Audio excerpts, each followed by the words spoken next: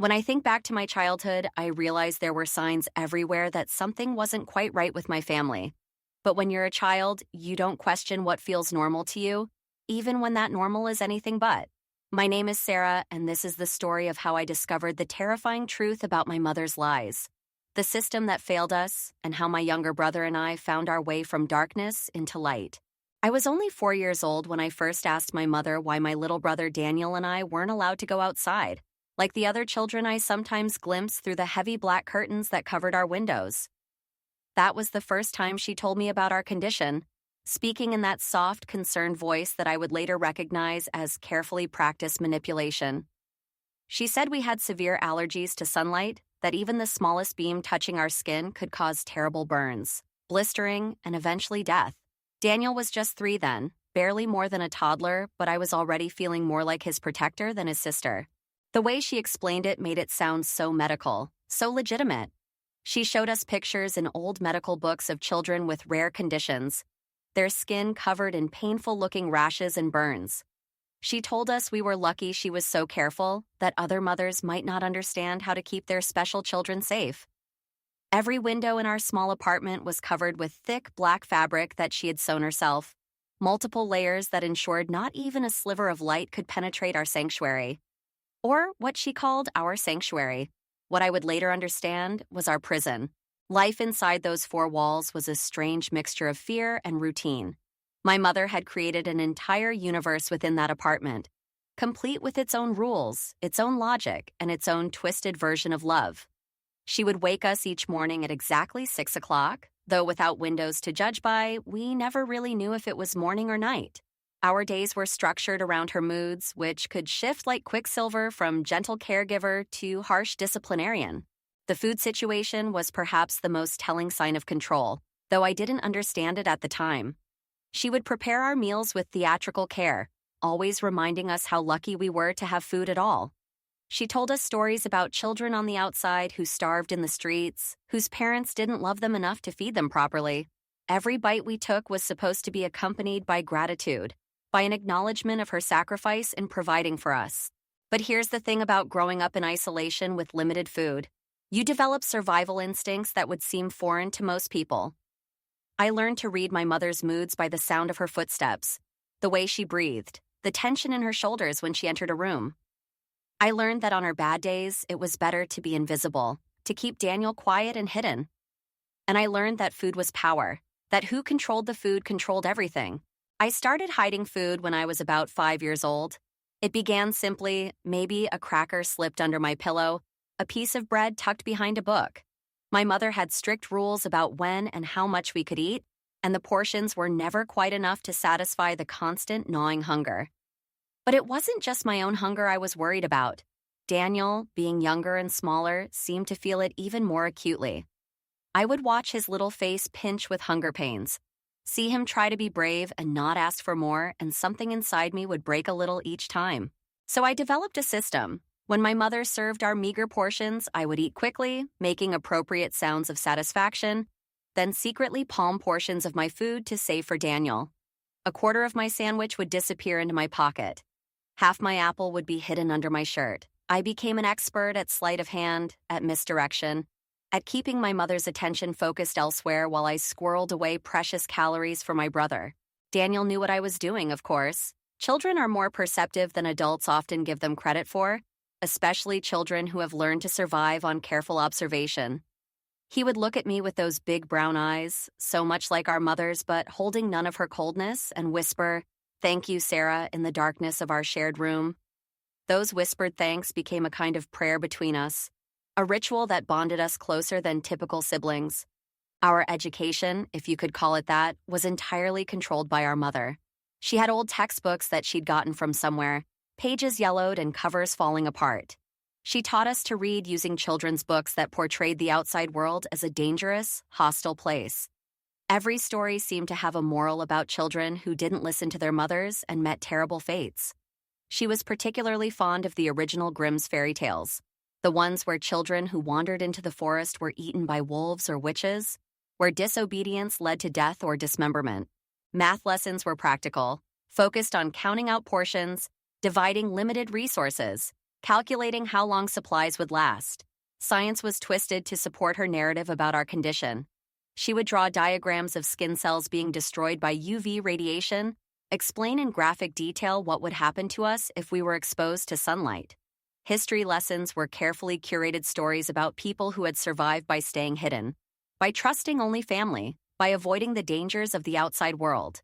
But even within this twisted curriculum, I found ways to resist, though I didn't think of it as resistance at the time. I would make up different endings to the stories in my head, ones where the children who left home found wonderful adventures and kind people. I would teach Daniel little games that had nothing to do with our mother's lessons, silly rhymes and songs that I half remembered from somewhere, though I couldn't say where. The dynamic between Daniel and me was unlike typical sibling relationships.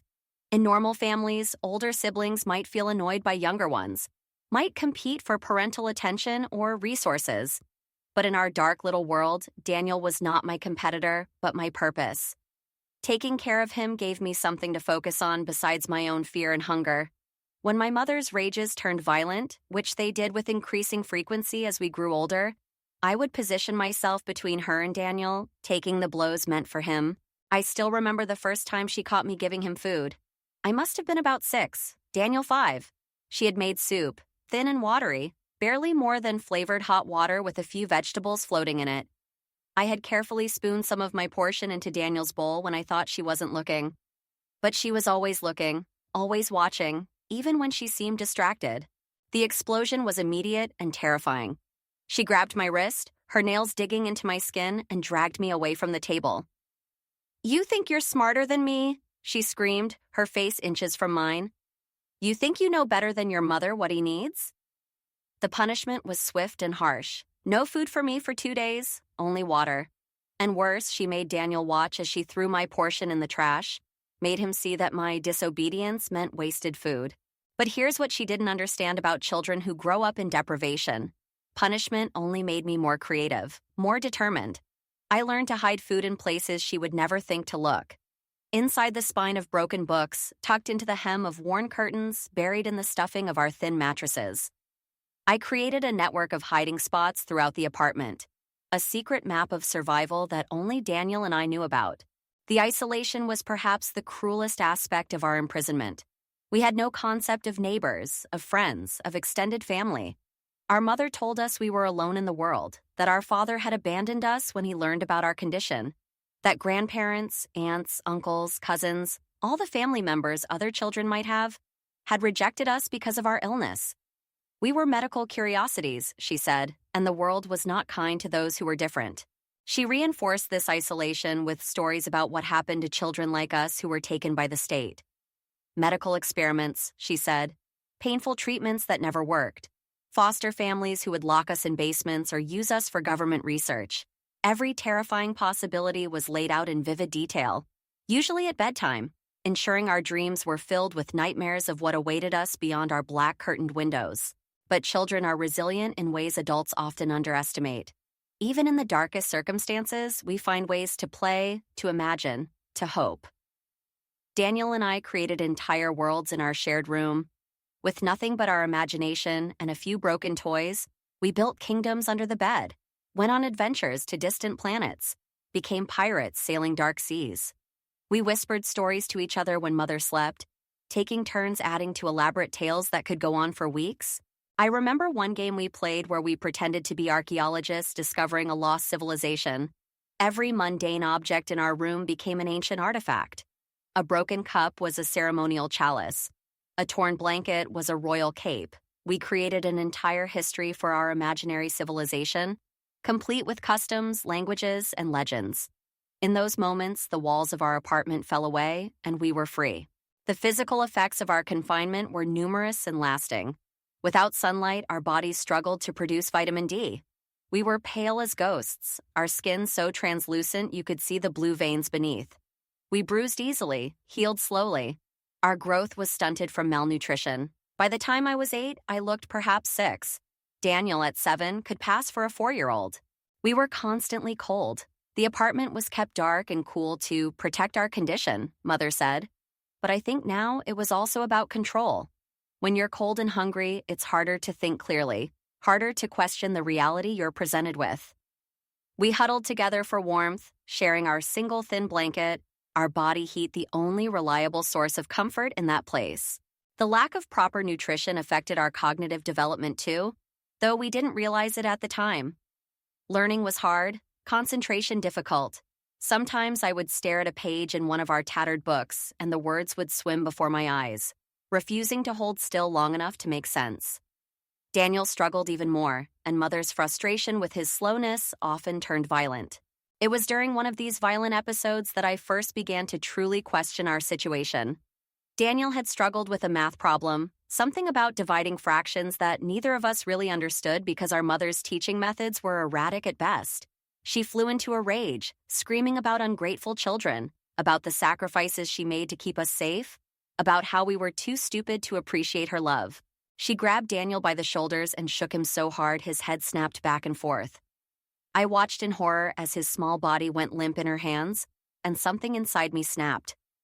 I threw myself at her, all 7 years and 40 pounds of me, screaming for her to let him go. It was the first time I had ever directly challenged her, and the shock of it made her release him. The beating I received was the worst yet, but it was worth it to see Daniel crawl away to safety. As I lay on the floor afterward, body aching, something had fundamentally shifted in my understanding. If our mother loved us as much as she claimed, why did her love hurt so much?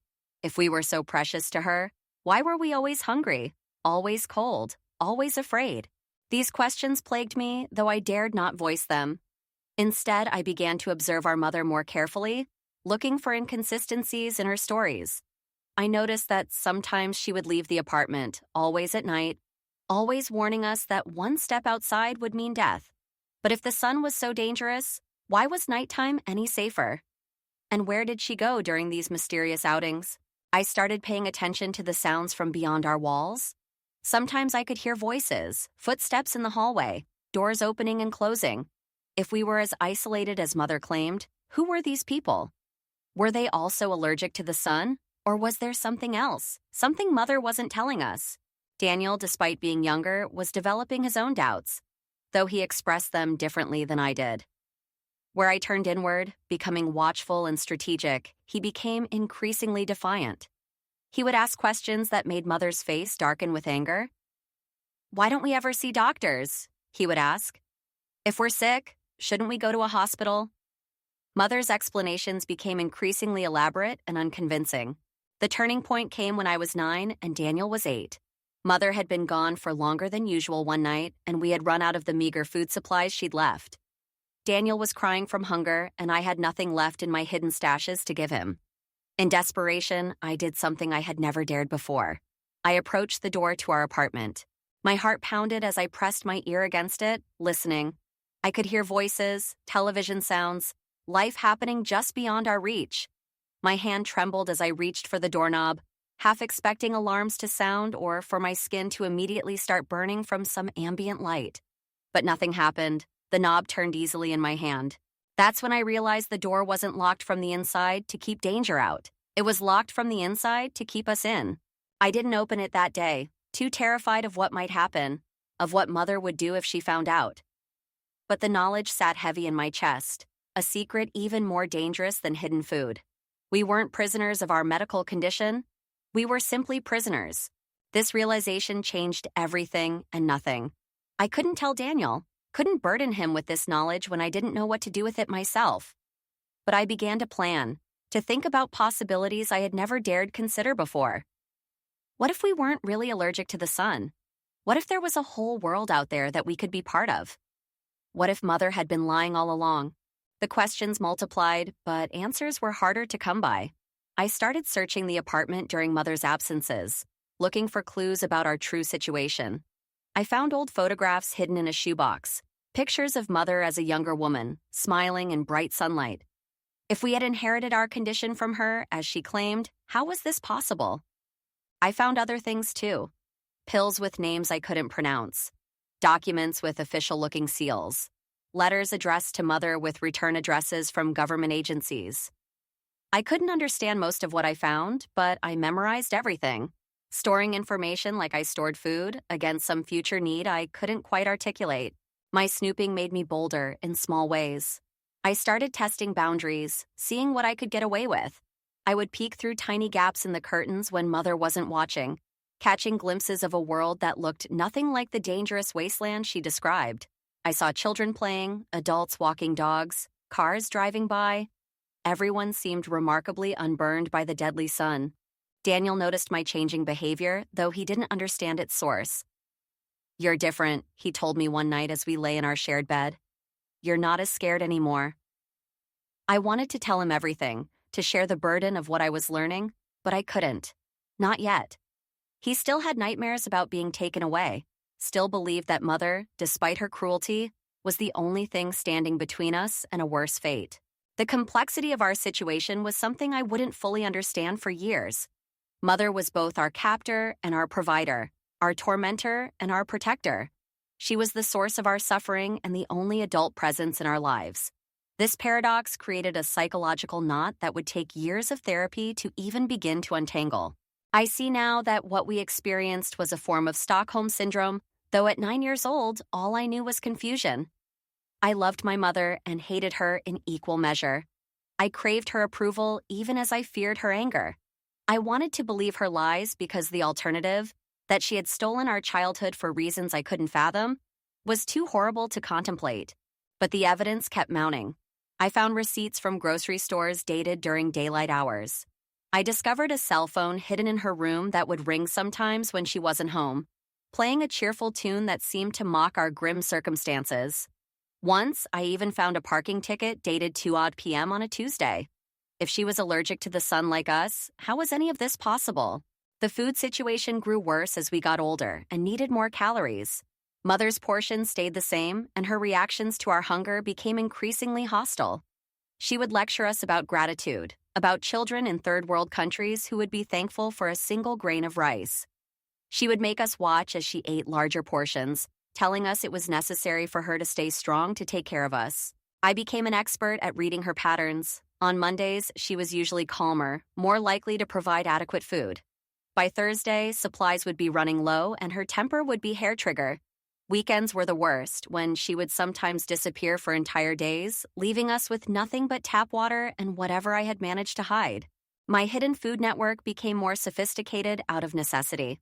I created a rotation system to prevent spoilage, marking hiding spots with tiny symbols only I understood. I taught Daniel emergency signals for when he was dangerously hungry and Mother was watching. We developed an entire silent language of survival, communicating through blinks, finger taps, and subtle gestures. But we were fighting a losing battle against biology. No amount of clever hiding or careful rationing could make up for chronic malnutrition. Daniel developed a persistent cough that worried me. My hair began falling out in clumps. We both had constant headaches, dizzy spells, periods where the world would gray out at the edges. It was during one of these gray out periods that everything changed. I had stood up too quickly, desperate to hide some bread before Mother noticed, and the world tilted sideways. I remember falling, remember the crack of my head against the corner of the table, remember Daniel's scream of terror. And then for a while, I remember nothing at all. When I woke up, I was somewhere impossible, a bright white room filled with sunlight. My first thought was that I was dead, that the sun had finally gotten through our defenses and killed me just as Mother had always warned. But death, I realized slowly, probably didn't come with the steady beep of machines or the antiseptic smell of disinfectant. Death probably didn't include a woman in scrubs checking my vitals and smiling when she saw my eyes open. "There you are," the nurse said gently. "You gave everyone quite a scare." Terror flooded through me. The sunlight was streaming directly onto my skin through the large hospital window. I waited for the burning to begin, for my skin to blister and peel. I tried to scream a warning, to tell them they were killing me, but my throat was too dry to make more than a croaking sound. The nurse seemed to understand my panic, though not its cause. "It's okay, sweetie. You're safe. Your brother is safe too. Everything is going to be okay now." Brother, Daniel, where was Daniel? I tried to sit up, but the nurse gently pushed me back down. "He's just next door," she assured me. "He's been asking for you nonstop. Would you like to see him?" I nodded frantically, and she left to get him. In her absence, I stared at my arms, exposed to the deadly sunlight. The skin was pale, unhealthily so, but unburned. No blisters, no redness, no pain except the dull ache in my head from where I'd hit the table. How was this possible? When Daniel appeared in the doorway, held by the hand of another nurse, I nearly cried with relief. He looked terrible, thin, pale, with dark circles under his eyes. But he was alive and walking, and his skin wasn't burning either, despite the sunlight touching his face. He broke free from the nurse and ran to my bed, climbing up carefully to avoid the various wires and tubes connected to me.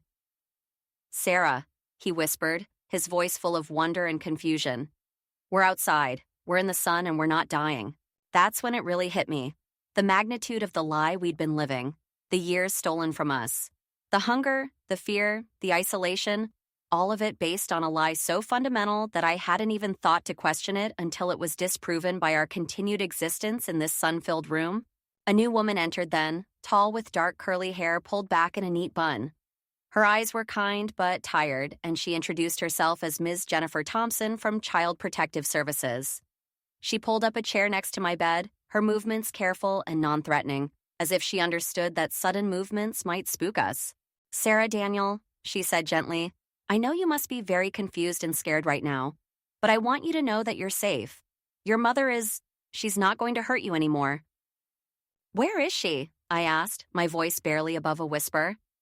Part of me was terrified she would burst through the door at any moment, drag us back to the apartment, punish us for leaving. Another part of me, shamefully, wanted her here to explain, to make sense of this impossible situation. "She's been arrested," Ms. Thompson said carefully. "Some neighbors heard Daniel screaming when you fell and called 911. When the paramedics arrived and saw the conditions you were living in, they called us." Conditions. Such a clinical word for the hell we'd endured. But I latched onto another part of her statement. "Neighbors heard?" I asked. "But Mother said we were alone, that there was no one else?" Ms. Thompson's face grew even sadder. "You were living in a regular apartment building, sweetie. There were families all around you. They didn't know you were there." The revelations kept coming, each one rewriting everything I thought I knew about our lives. We weren't allergic to the sun. We never had been. There was no rare medical condition, no special diet requirements, no reason for the isolation except Mother's desire to control us.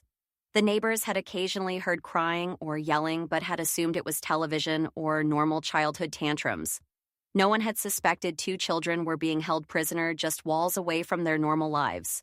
The medical examinations revealed the extent of what we'd endured. Severe malnutrition, vitamin deficiencies, developmental delays, signs of physical abuse. The doctors used words like medical child abuse and factitious disorder imposed on another, terms I wouldn't fully understand until years later.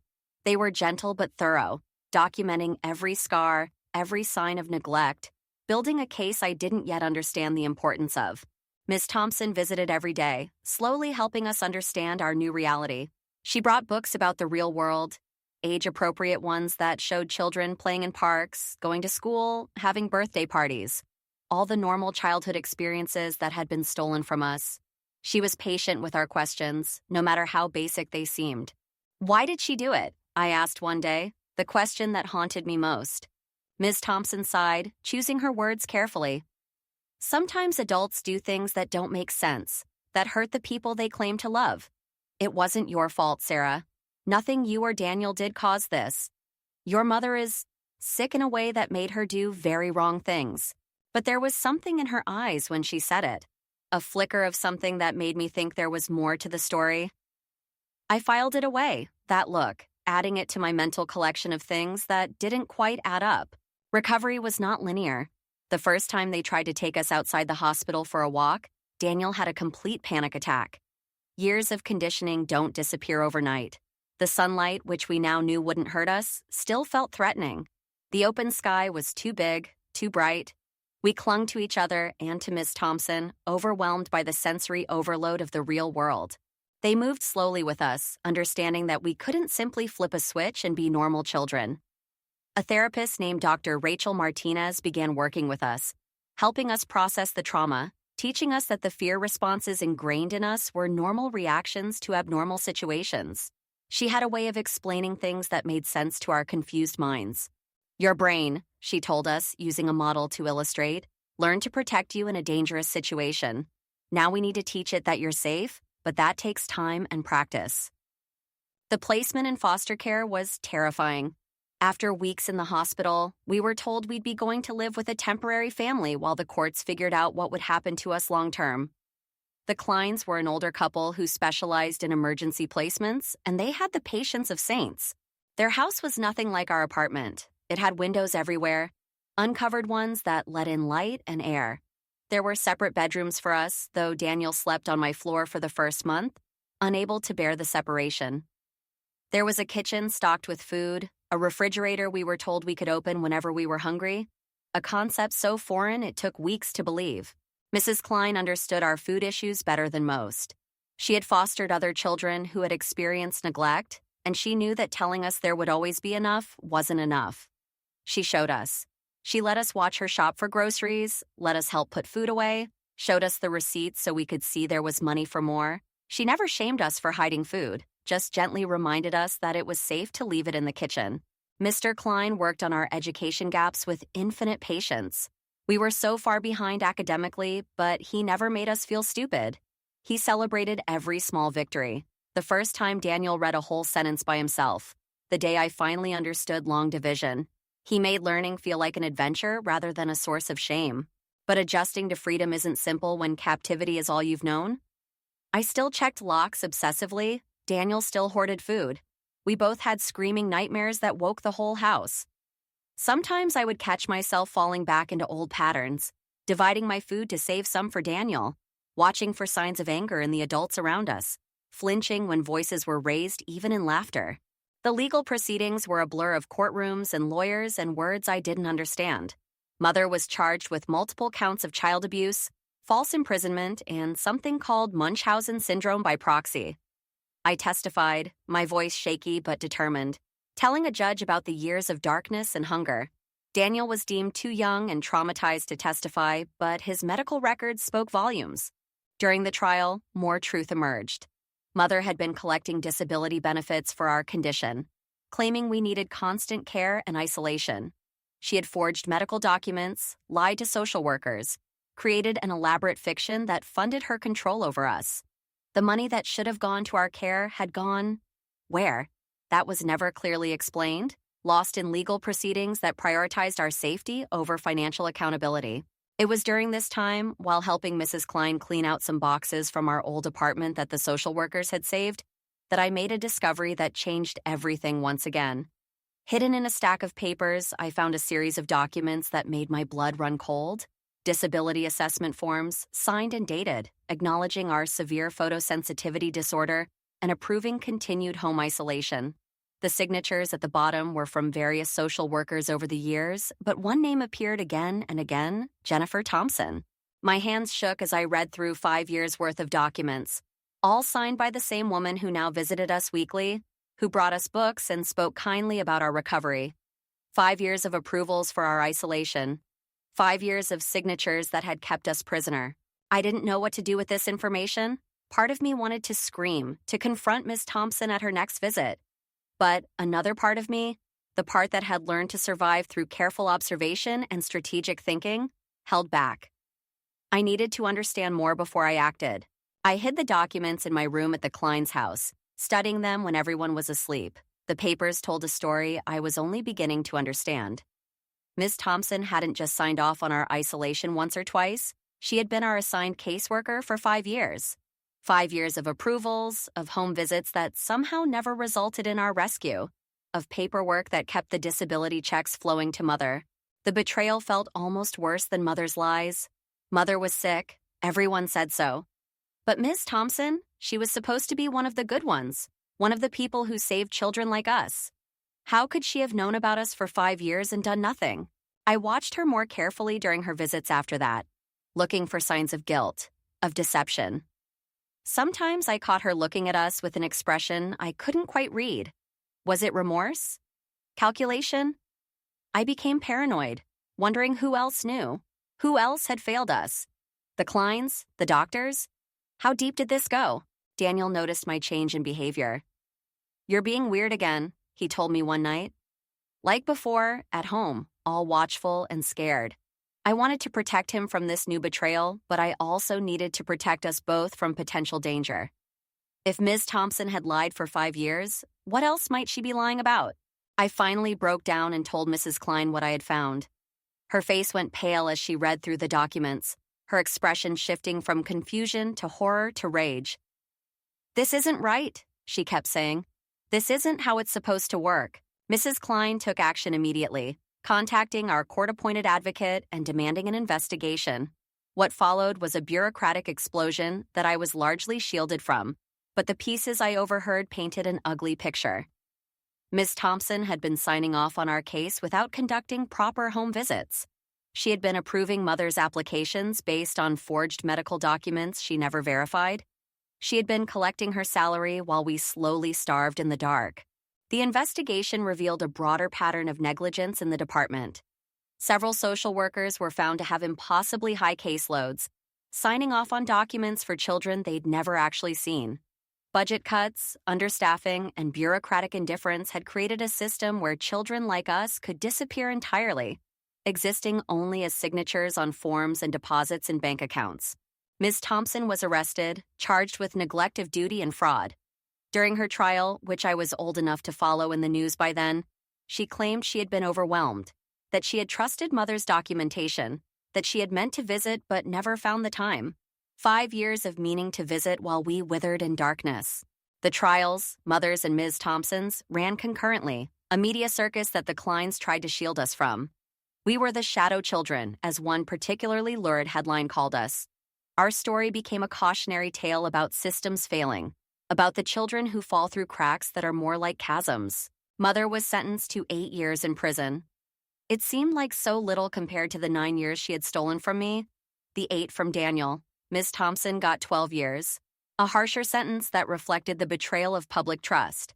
Neither sentence felt like justice, but the prosecutor explained that justice isn't always about equivalent exchange.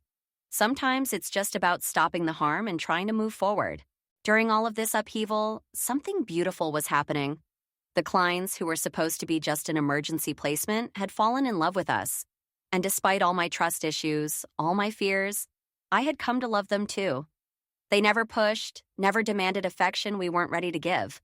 They just remained steady, present, safe. "We'd like to adopt you," Mrs. Klein told us one evening over dinner, a dinner where there was plenty of food, where no one had to hide portions, where second helpings were offered freely. "If you'd like that, if you'd feel safe with that." Daniel's yes was immediate and enthusiastic. He had attached to the Kleins with the resilience that younger children sometimes show, his capacity for trust less damaged than mine. But I hesitated, not because I didn't want to stay, but because I was terrified of wanting it too much. "What happens if you change your minds?" I asked, voicing the fear that kept me awake at night. Mr. Klein reached across the table and took my hand gently. "We won't," he said simply. "But I understand why you need to ask. You've had too many adults fail you. We want to be different. We want to be the family you deserve." The adoption process took 6 months, months during which I slowly learned to believe in permanence. The Kleins, Mom and Dad, as we gradually learned to call them, never wavered. They showed up to every therapy appointment, every school meeting, every nightmare and panic attack and regression. They proved their commitment not through words, but through consistent, daily acts of love. School was another mountain to climb. We were so far behind academically that placing us with our age groups would have been cruel. I started in a class with children 2 years younger, Daniel in one 3 years below his age. The shame burned, but our new parents and teachers framed it as temporary, a stepping stone rather than a life sentence. I threw myself into learning with the same determination I'd once applied to survival. Every book was a doorway to the world I'd been denied. Every lesson was a piece of the puzzle of normal life. I read voraciously, everything from children's pictures books to encyclopedias, trying to fill in the gaps of knowledge that other children took for granted. Daniel learned differently, more slowly, but with deep comprehension when concepts finally clicked. He gravitated toward science, fascinated by how things really worked versus the lies we'd been told. His favorite subject became astronomy, perhaps because the stars were the farthest thing from the dark apartment where we'd been trapped. The physical recovery was ongoing. Years of malnutrition had left their mark. We needed vitamin supplements, careful monitoring of our growth, dental work to repair the damage of poor diet. But gradually, our bodies began to reflect our new reality. We grew taller, stronger. Our skin took on a healthy color. Daniel's cough disappeared. My hair grew back thick and shiny. The psychological recovery was more complex. Therapy became a twice-weekly constant, individual sessions and family sessions, where we learned to navigate our new relationships. Dr. Martinez helped us understand that healing wasn't linear, that there would be good days and bad days, that triggers could appear unexpectedly even years later. One of my biggest triggers was hunger. Even knowing there was plenty of food, even being able to see it and access it freely, the sensation of hunger could send me into a spiral of panic. I would find myself reverting to old behaviors, hiding food, eating too quickly, watching others eat to gauge if there would be enough. Mom and Dad were endlessly patient, keeping healthy snacks in my room, letting me carry granola bars in my pockets, never shaming me for needing these crutches. Daniel's triggers were different. Raised voices, even in joy or excitement, could make him shut down completely. Darkness became problematic in a different way. He needed nightlights, open doors, constant reassurance that he could leave any room whenever he wanted. He tested boundaries constantly, not out of defiance, but out of a need to prove to himself that they were real, that freedom was real. We developed our own healing rituals. Every morning, we would stand together on the back porch and watch the sunrise. It became our way of celebrating that we could be in the sun, that we had survived the darkness. Even on cloudy days, we would stand there, feeling the light that filtered through, reminding ourselves that we were free. The first time it rained, Daniel and I stood outside and let it soak us to the skin. Mom and Dad watched from the doorway, probably thinking we'd lost our minds, but they didn't stop us. They understood that we needed to experience everything we'd been denied, even something as simple as rain on our faces. Seasons were a revelation. We had known they existed in theory, had read about them in our moldy books, but experiencing them was different. The first time leaves changed color and fell, Daniel collected hundreds of them, pressing them between pages of books, unable to believe something so beautiful was just happening. For free. For everyone to see. Winter brought snow, another miracle we had only imagined. We built snowmen with the fevered intensity of children trying to make up for lost time. But it was spring that broke something open in me. Watching the world come back to life, seeing bare branches burst into bloom, understanding that renewal was possible even after the darkest winter. It felt like a promise. If trees could survive months of cold and darkness and still flower, maybe we could too. Making friends was complicated. Other children could sense our otherness, the way we didn't understand cultural references, social norms, casual interactions. I was protective of Daniel at school, watching for any sign that someone might hurt him, ready to intervene at the slightest provocation. This hypervigilance didn't exactly endear me to my classmates, but slowly, carefully, connections formed. A girl named Emma in my class started eating lunch with me, unbothered by my weird habits around food. She had diabetes and understood having a complicated relationship with eating. A boy named Marcus in Daniel's grade loved astronomy as much as Daniel did, and they bonded over books about space, spending recess discussing black holes and distant galaxies. The normalcy of these friendships felt miraculous. Sleepovers were initially terrifying, leaving the safety of Mom and Dad's house, trusting other adults, sleeping in unfamiliar places. But each successful experience built our confidence. Every birthday party attended, every playdate completed, every normal childhood experience was a small victory against the years of isolation. Daniel thrived socially once he found his footing. His natural sweetness, which had survived despite everything, drew people to him. He joined the science club, the chess team, made friends who saw him as Daniel the space enthusiast or Daniel the math whiz, not Daniel the victim. He was building an identity beyond our shared trauma, and while part of me mourned the loss of our exclusive bond, mostly I was proud. My own journey was rockier. I struggled with trust, with letting people in, with believing that kindness didn't come with a price. Therapy helped, but it was the consistent, patient love of our adoptive parents that made the biggest difference. They weathered my tests, my pulling away, my moments of cruelty when the fear became too much. They simply loved me through it all. High school brought new challenges. By then, I had caught up academically and even excelled in some areas. But being a teenager is hard enough without a backstory like ours. The normal identity struggles of adolescence were complicated by questions about who I would have been if those 9 years hadn't been stolen. Would I have been outgoing instead of cautious? Would I have trusted more easily? Would I have been able to eat in the cafeteria without mentally calculating whether there was enough food for everyone? Dating was particularly fraught. How do you explain to a 16-year-old boy why you flinch when he raises his hand to brush hair from your face? How do you tell someone that you spent your childhood in captivity without becoming defined by it? I fumbled through a few relationships, learning to distinguish between normal teenage heartbreak and genuine red flags. Daniel navigated adolescence more smoothly in some ways. He had been younger when we were rescued, his personality less fully formed by trauma. He dated a lovely girl named Maria who knew our history but didn't treat him like broken glass. Watching him experience normal teenage milestones, first dance, first kiss, learning to drive, filled me with a fierce protectiveness and pride. The question of college loomed. Part of me couldn't imagine leaving the safety of home, of mom and dad, of the life we had built. But another part of me knew that real healing meant claiming my independence, proving that I could survive and even thrive outside the protective bubble our parents had created for us. I chose a school 2 hours away, far enough to be independent, close enough to come home when the homesickness became overwhelming. Packing for college, I found myself slipping granola bars into every pocket, every bag, unable to fully shake the habit even though I logically knew the dining hall would have unlimited food. Mom helped me pack, pretending not to notice the hidden food, the extra flashlights, the multiple phone chargers that ensured I could always call for help. You know, she said gently, folding my clothes, it's okay to be scared.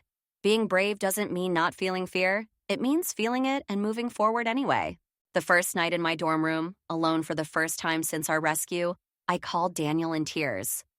I can't do this, I sobbed. It's too much. The room is too small. There are too many strangers. Yes, you can, he said firmly. At 15, he had grown wise beyond his years. Remember when we thought we couldn't survive outside the apartment? Remember when we thought the sun would kill us? We were wrong then, and you're wrong now. You're the strongest person I know, Sarah. You saved my life over and over. Now it's time to save your own. He was right. I could do this. I had survived 9 years of captivity, had testified against my abusers, had learned to trust again. I could handle college, and I did. It wasn't easy.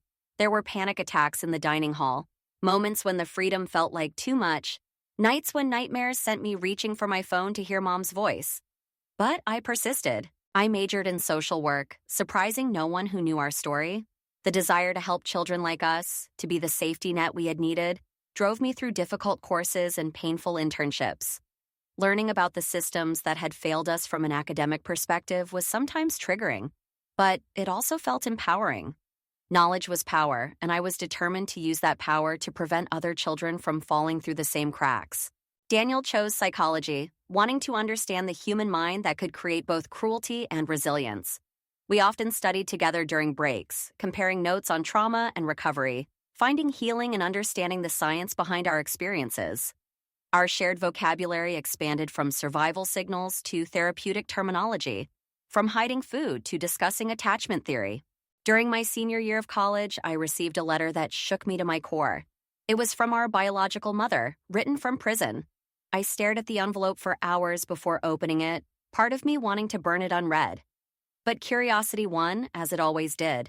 The letter was a masterpiece of manipulation. Even I could see that. She wrote about her love for us, her sacrifices, how the world had misunderstood her efforts to protect us. She claimed the prosecutors had twisted everything, that she had only ever wanted to keep us safe from a dangerous world. She wanted forgiveness. She wanted understanding. She wanted us to visit. I showed the letter to Daniel during Thanksgiving break. He read it once, his face expressionless, then handed it back. No, he said simply. Whatever she wants, the answer is no. But I couldn't let it go that easily. The letter had reopened wounds I thought had healed. In therapy, Dr. Martinez helped me process the complex emotions. You can acknowledge that she's sick, she said, without excusing what she did. You can have compassion for her illness without subjecting yourself to further harm. I wrote a response but never sent it. It felt important to put the words down, to say everything I had wanted to say during those dark years. I wrote about the hunger, the fear, the stolen childhood. I wrote about Daniel's cough and my falling hair. I wrote about discovering sunlight at 9 years old. And then I burned the letter, watching the smoke rise and disappear, carrying away words she would never read. Ms. Thompson never tried to contact us, for which I was grateful. I heard through the legal grapevine that she had been released after serving 10 of her 12 years, that she had moved to another state, that she was barred from ever working with children again. It didn't feel like enough, but nothing would have. Graduation approached with a mix of pride and terror. I had job offers from several social service agencies, all eager to hire someone with both personal experience and professional training. The thought of being responsible for protecting children triggered all my imposter syndrome. Who was I to think I could save anyone when I had barely saved myself? But then I thought about the signs everyone had missed in our case. The isolation, the medical claims never verified, the children who were never seen. I thought about how my experience gave me insights that textbooks couldn't teach. Maybe I couldn't save everyone, but maybe I could save someone. Maybe that was enough. Daniel attended my graduation, along with Mom and Dad. Seeing them in the audience, beaming with pride, I thought about the family we had become. Not the family of origin that had failed us so spectacularly, but the family of choice that had saved us. The parents who had chosen to love us when we were at our most damaged. The brother who had survived beside me and emerged with his kindness intact. My first job was with a child advocacy center, working with children who had experienced abuse. The first time a child flinched away from me, the way I had once flinched from adults, I had to excuse myself to cry in the bathroom. But I composed myself and returned, remembering how Ms. Jennifer, the good one from the hospital, had been patient with my fear, how she had proven through consistent action that some adults could be trusted. The work was hard, heartbreaking at times. Every child's story echoed elements of our own. The boy whose parents convinced him he was fatally allergic to foods they didn't want to buy. The girl whose mother kept her home from school claiming illness while collecting disability benefits. The siblings found living in squalor while their parents claimed poverty but somehow afforded new cars and vacations. But there were victories too. Children removed from dangerous situations, placed with loving families, beginning their own journeys toward healing. Every success felt personal, a small victory against the darkness that had once consumed us. I became known for my ability to connect with the most withdrawn children, those who had learned to hide inside themselves for protection. Daniel graduated 2 years after me, choosing to work in research on childhood trauma and resilience. We often collaborated professionally, bringing different perspectives to the same fundamental question. How do children survive the unsurvivable, and how can we help them thrive afterward? 5 years into my career, I received a call that brought everything full circle. A case had come in, 2 children found in an apartment with windows covered, parents claiming rare medical conditions that prevented them from attending school or playing outside. The parallels were eerie, and my supervisor thought I might have unique insights. I sat in my car outside the foster home where the children had been placed, hands shaking, remembering another car ride to another foster home 15 years earlier. But this time, I wasn't the scared child.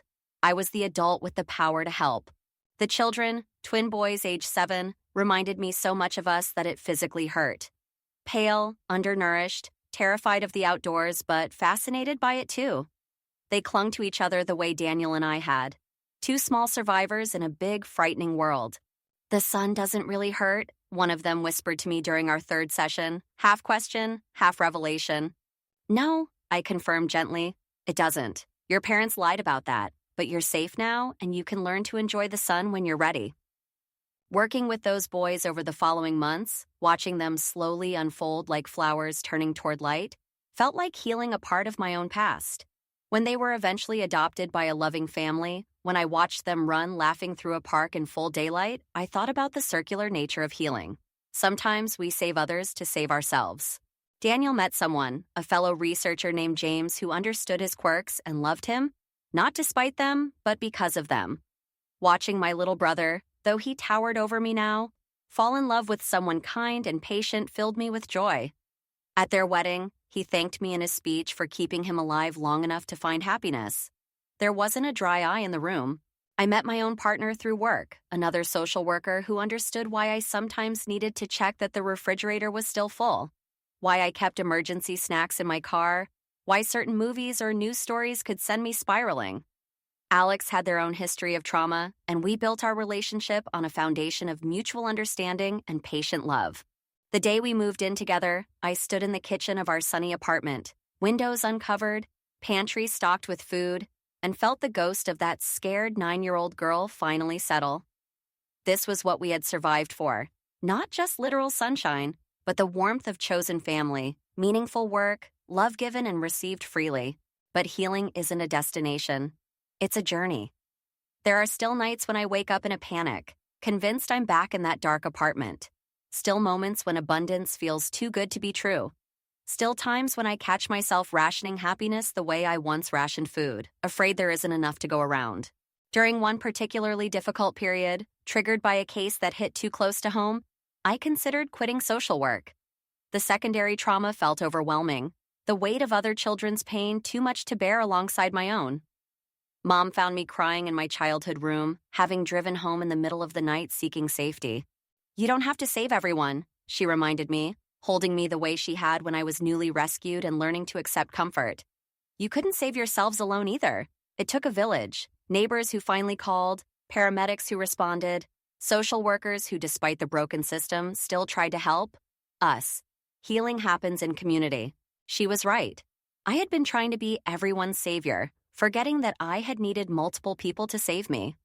I returned to work with adjusted expectations and better boundaries, understanding that my role was to be one part of a child's support system, not their sole lifeline. The years passed, bringing their own challenges and joys. Daniel completed his PhD, his dissertation on resilience in survivors of childhood captivity, drawing heavily on our own experiences. I moved into policy work, helping to draft legislation that would require more stringent verification of medical claims used to keep children out of school, that would mandate actual in-person welfare checks, that would close the loopholes that had allowed our imprisonment. Testifying before the state legislature was terrifying. Reducing our experience to policy points and statistics felt reductive. But when the bill passed, when I thought about the children who might be discovered years earlier because of these new requirements, it felt worth the vulnerability. Mom and Dad aged gracefully, their love for us never wavering. When Dad had a health scare, Daniel and I took turns staying with them, caring for the people who had taught us what care really meant. Watching them with their biological grandchildren, Daniel's twins, my daughter, was beautiful. They loved freely and safely, never knowing hunger or darkness or the fear that love could be withdrawn at any moment. My daughter Lily grew up taking sunlight for granted, as all children should. Sometimes I watched her play outside, fearless and free, and marveled at the generational healing she represented. When she was 4, the age I was when the lies began, I found myself hypervigilant, watching for signs of danger that weren't there.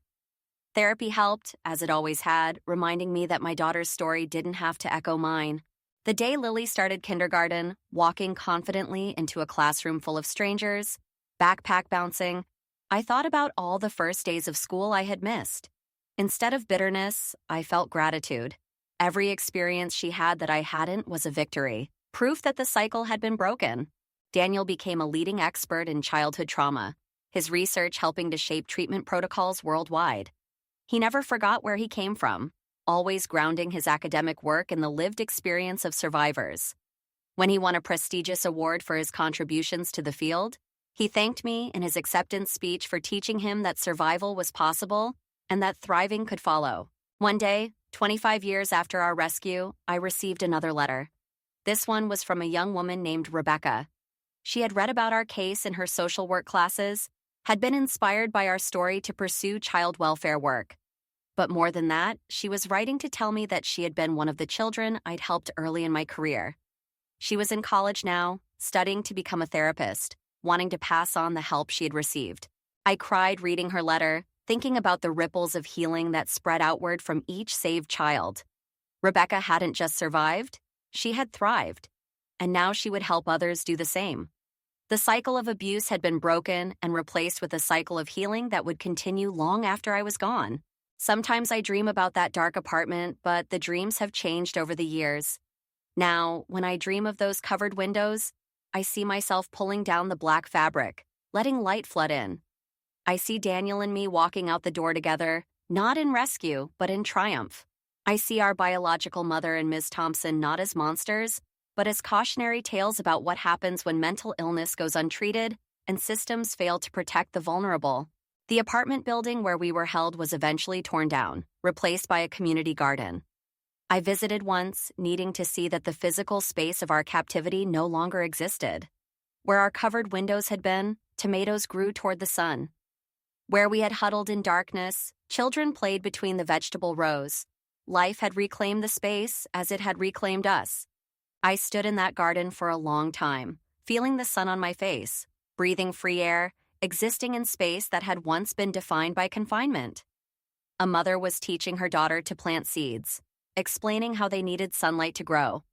The little girl's delighted laughter when she understood felt like the universe's way of showing me that darkness never wins in the end. These days, when people ask about my childhood, I have choices in how to respond. Sometimes I share the whole story when I think it might help someone recognize signs they're seeing. Sometimes I simply say it was complicated, which is its own kind of truth. But always, I make sure to include that it wasn't the end of my story, just the beginning. Because that's what survival is. Not an ending, but a beginning.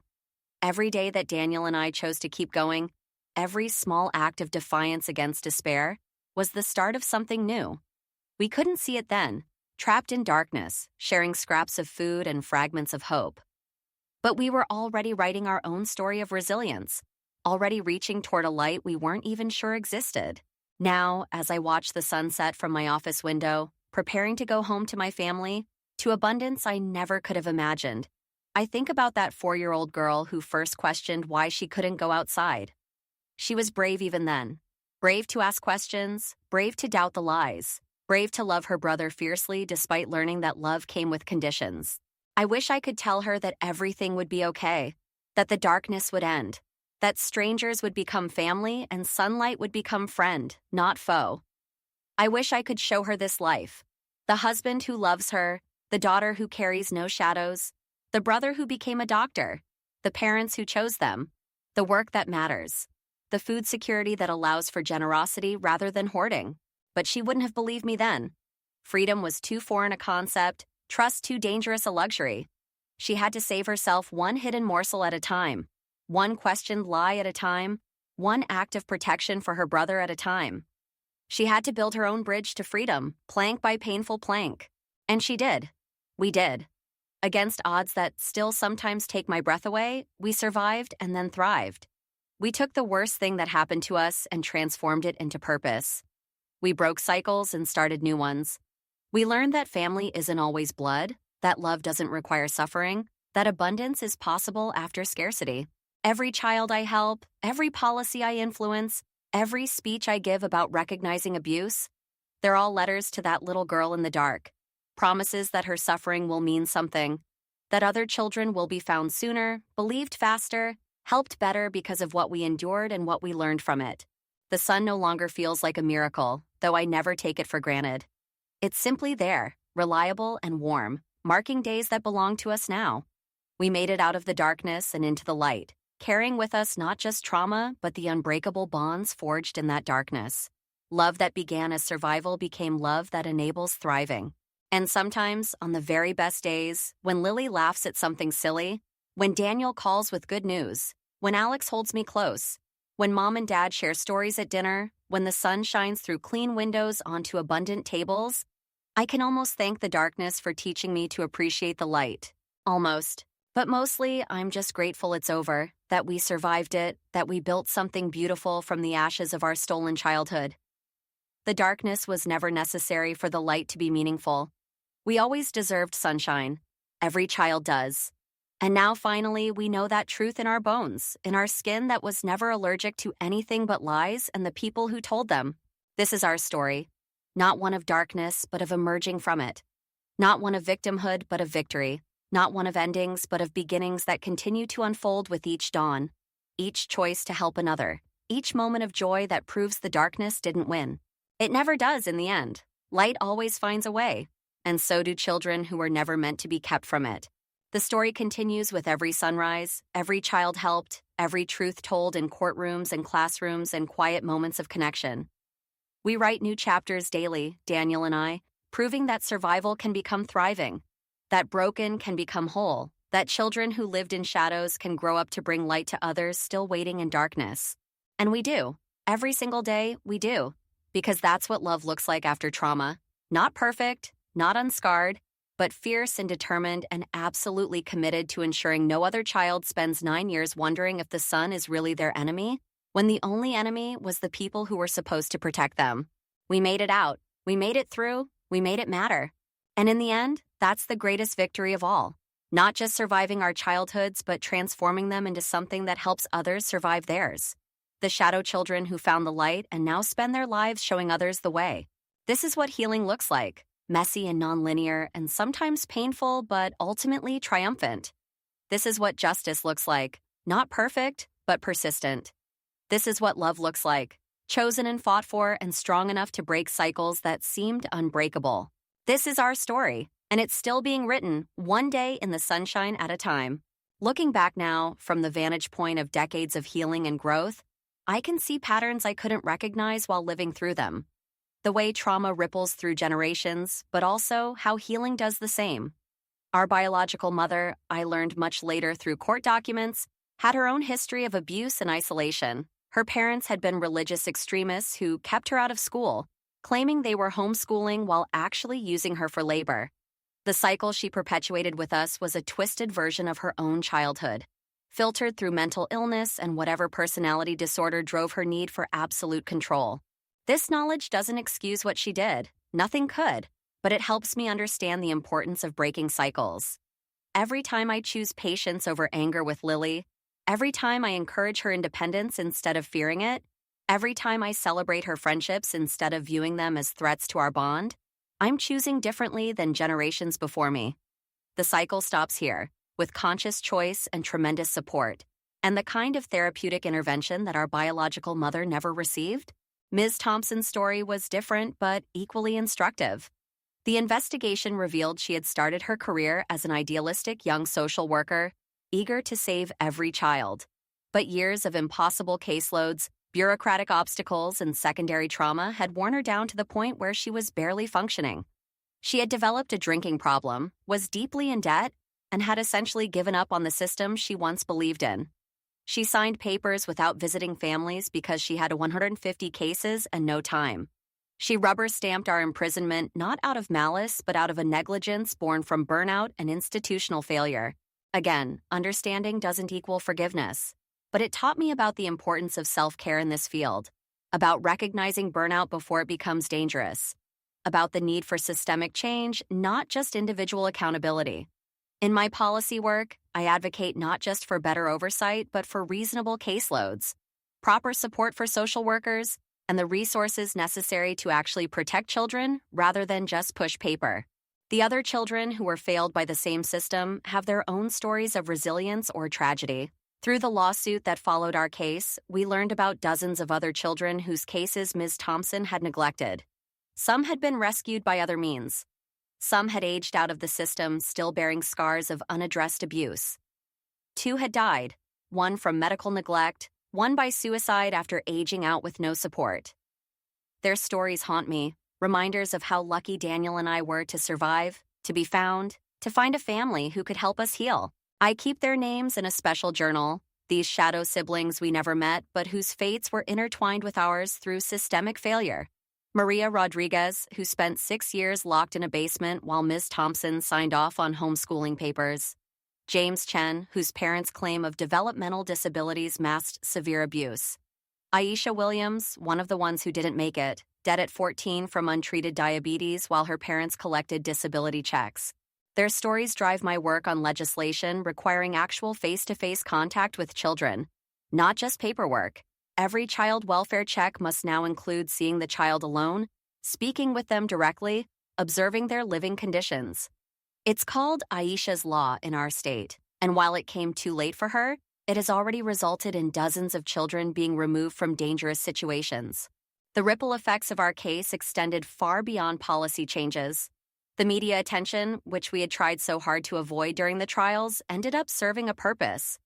Other survivors reached out, sharing their own stories of medical child abuse, of isolation disguised as protection, of systems that failed them. We accidentally became part of a movement we hadn't known existed. I started a support group for adult survivors of child abuse, specifically those who had experienced medical abuse or extreme isolation. The first meeting, I expected maybe 3 or 4 people. 20 showed up. By the end of the year, we had chapters in 6 cities. There's something powerful about sitting in a room with people who understand why you still can't sleep without a nightlight, why you hoard food, why you check exits in every room you enter. No explanation needed, no judgment offered, just shared understanding and mutual support. Daniel took a different but equally impactful path. His research on neuroplasticity in trauma survivors has literally changed how childhood trauma is treated worldwide. He proved that brains damaged by chronic stress and deprivation can heal and form new pathways, that the adaptations which helped us survive can be redirected toward thriving. When he presents at conferences, he always includes brain scans, his own and mine with our permission, showing the physical changes that occurred through years of therapy and supportive relationships. "This is my brain at age 8, he'll say, pointing to areas of underdevelopment, to the oversized amygdala that kept us in constant fight or flight, to the underdeveloped prefrontal cortex that struggled with executive function. And this is my brain at 30, after 22 years of healing. The differences are dramatic, proof that neurological damage from childhood trauma isn't necessarily permanent, that with proper intervention, the brain can heal itself. His work has given hope to thousands of families adopting children from traumatic backgrounds, showing them that love and patience and proper support can literally rewire a child's brain. He receives letters from parents saying his research gave them strength to persist through difficult behaviors, knowing that healing was happening even when they couldn't see it. Our adoptive parents, mom and dad, became advocates in their own right. They started a support group for parents adopting traumatized children, sharing the strategies that had worked with us. They were honest about the challenges, the food hoarding, the night terrors, the testing of boundaries, the regression during times of stress. But they also shared the joys, the first unprompted hug, the first full night's sleep, the first time we called them mom and dad without hesitation. They wrote a book about their experience, donating all proceeds to organizations supporting foster and adoptive families. In it, they talked about the secondary trauma they experienced, learning about what we had endured. They wrote about their own therapy, their own need for support, the way loving us had changed them. They normalized the idea that adoptive parents need help too, that loving a traumatized child is beautiful and difficult and requires its own kind of healing. The book included a chapter they asked us to write, sharing our perspective on what had helped and what hadn't. We wrote about the importance of food security, about not forcing physical affection, about allowing us to maintain our sibling bond even as we formed new family relationships. We wrote about the small things that mattered enormously, being allowed to keep lights on, having doors that locked from the inside, never being prevented from calling each other. That book has become required reading in many foster parent training programs. Parents tell us it helped them understand behaviors that seemed irrational, helped them respond with compassion instead of frustration. One father wrote that our chapter stopped him from removing locks from interior doors, which he'd been advised to do, understanding that for children who had been imprisoned, the ability to lock a door from the inside represented safety, not defiance. My daughter Lily grows up surrounded by chosen family, by the village that saved us and that we've built in return. She calls Daniel's twins her cousins, though they share no blood. She has grandparents who chose to love children who came to them broken and suspicious. She has aunts and uncles from our support groups, from our work, from the network of survivors and advocates who have become our extended family. When she was 7, the age Daniel was when we were rescued, she asked me directly about our childhood. I had prepared for this moment, had rehearsed age-appropriate ways to share our story. But faced with her earnest curiosity, I found myself telling her simply that Daniel and I had lived with someone who was very sick in her mind, who had hurt us by keeping us inside and not giving us enough food, but that we had been rescued and found a family who loved us properly. "That's why Uncle Daniel sometimes saves food in weird places?" she asked, making a connection I hadn't expected. "Yes," I told her. "Sometimes when scary things happen to children, their bodies remember even after their minds know they're safe." She nodded solemnly, then asked if she could make Uncle Daniel a special box where he could keep emergency snacks, decorated with pictures of their favorite constellations. The gesture was so pure, so absent of judgment, that I had to blink back tears. This is what breaking cycles looks like. A child who can't fathom using hunger as control, who sees hoarding food as something that needs compassion, not correction. Alex and I have talked about having another child, about giving Lily a sibling. The decision feels weighted with my own history, the intensity of my bond with Daniel, forged in trauma but sustained by genuine love. I want Lily to have a sibling, but I want their relationship to be born from joy, not survival. We're working through these feelings in therapy, unpacking my fears and hopes, making sure that any decision we make comes from health, not from trying to recreate or repair the past. The therapeutic work never really ends. Just when I think I've processed everything, something new surfaces. Last year, it was triggered by Lily starting piano lessons. The teacher's metronome unlocked a memory I'd buried. Our mother used to time our meals with a kitchen timer, giving us exactly 10 minutes to eat whatever she had provided. The ticking had become associated with the anxiety of trying to eat quickly enough while also saving some for Daniel. For weeks after that first piano lesson, I couldn't eat with any kind of timer or clock visible. But here's what's different now. I recognized the trigger, understood its source, and had tools to address it. I didn't spiral into the kind of panic that would have consumed me 20 years ago. I talked to my therapist, practiced grounding exercises, gradually exposed myself to the sound until it lost its power. Healing doesn't mean triggers disappear. It means they become manageable, their power diminished by understanding and support. Daniel experiences similar resurfacing of memories, often triggered by his work. Reading case studies for his research sometimes unearths feelings he thought were resolved. But like me, he's learned to work with these triggers rather than against them.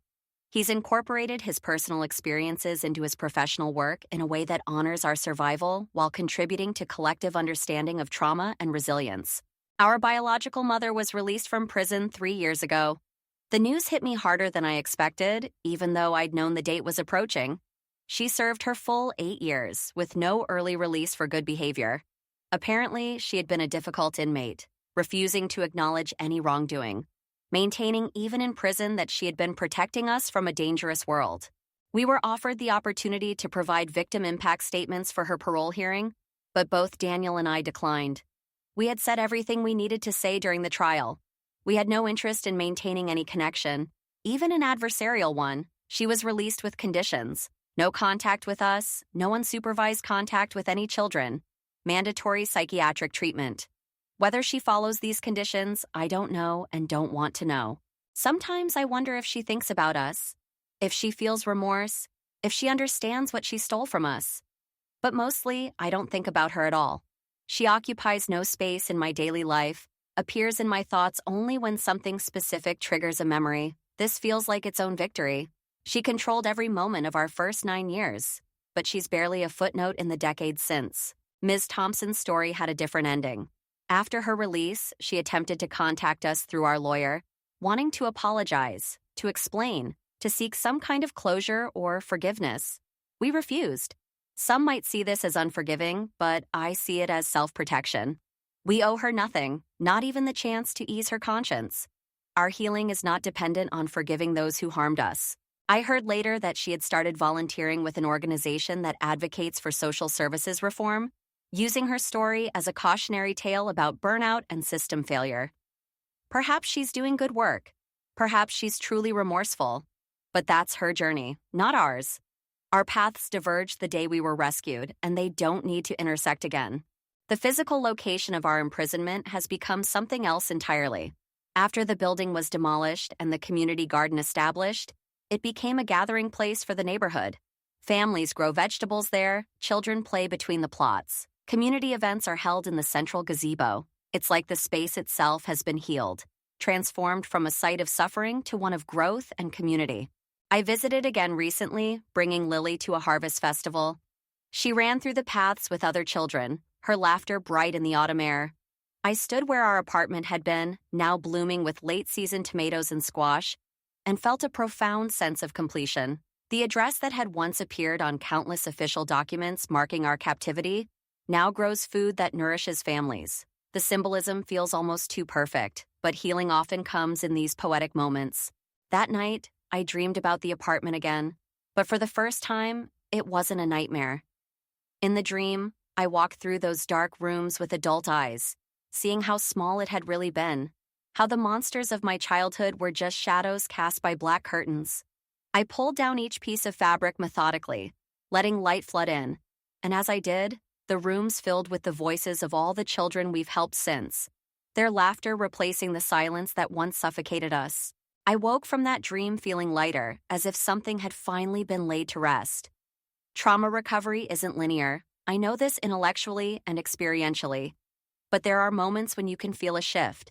When something that has held you releases its grip.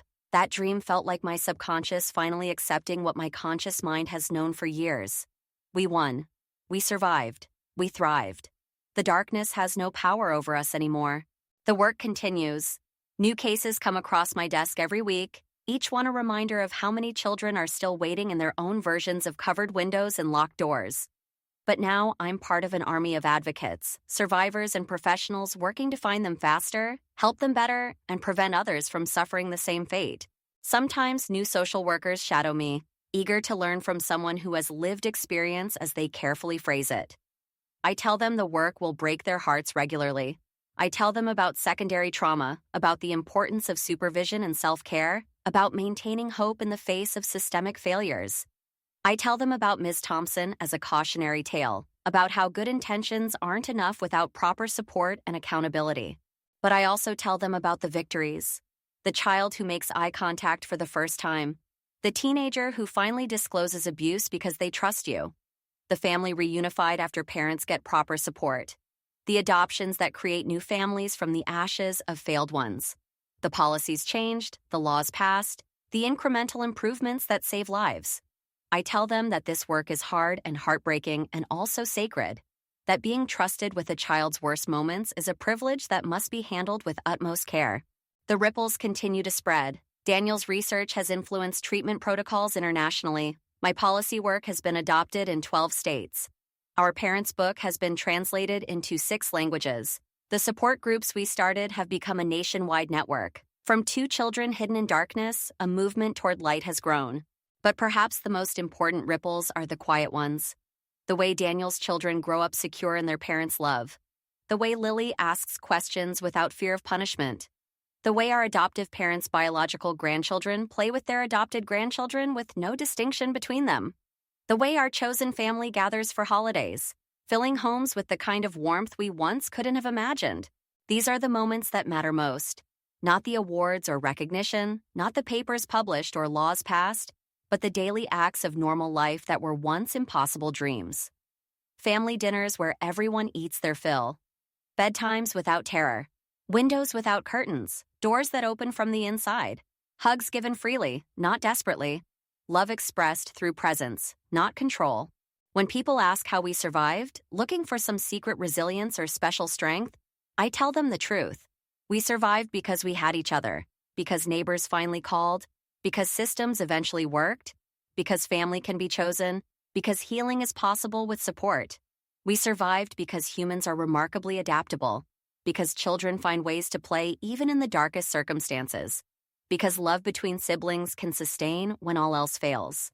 But mostly, we survived because survival is what humans do. We adapt, we endure, we find light in darkness, or we create our own. We tell stories to make sense of senselessness. We build families from strangers. We transform trauma into purpose. We break cycles and start new ones. We heal in community and extend that healing to others. This is the final truth I've learned. Our story is both unique and universal. The specific details of black curtains and fake sun allergies are ours alone. But the themes, isolation, control, resilience, rescue, recovery, echo in countless other stories.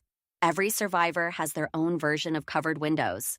Every rescued child has their own journey from darkness to light. And that's why I tell our story, why Daniel shares his research, why our parents wrote their book, why we all continue to do this work. Because somewhere right now, a child is living their own version of our darkness. And maybe, just maybe, our light will help someone find them sooner. We'll help them heal better. We'll show them that survival is possible and thriving is achievable and that no darkness is so complete that light cannot eventually find a way in. The sun sets outside my office window as I write this, painting the sky in colors we couldn't see for 9 years. But I know it will rise again tomorrow, as it has every day since our rescue. And with each sunrise comes new possibility, new hope, new chances to transform darkness into light. This is our legacy, not the trauma we endured, but the healing we fostered, not the years stolen, but the lives saved since, Not the darkness we were born into, but the light we choose to create. Our story continues with every child rescued, every family preserved, every cycle broken. It continues in Lily's laughter and Daniel's children's curiosity. It continues in our parents' enduring love and our chosen family's steady support. It continues in the policies changed and the awareness raised and the hope sustained against all odds.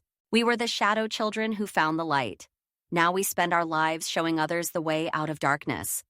And we will continue, as long as there are children waiting behind covered windows, believing lies about their worth and the world beyond their walls. We will continue because we know the most important truth of all. Every child deserves sunshine. Every child deserves freedom. Every child deserves the chance to discover that they were never allergic to light. They were only told they were by people who preferred them in darkness. The light always wins in the end. We are living proof of that. And tomorrow, when the sun rises again, we'll continue the work of making sure every shadow child finds their way into its warmth. This is our promise, our purpose, our gift to the children still waiting. The darkness is temporary, the light is real, and we will never stop looking for you. This is our story, but more importantly, it's a beacon for those still trapped in their own darkness. A promise that rescue is possible, that healing can happen, that families can be found or created, that purpose can rise from pain. The shadow children who found the light now shine it into every dark corner we can reach, knowing that somewhere, a child like we were is seeing that light filter through their covered windows and beginning to hope. And hope, we learned, is the beginning of everything.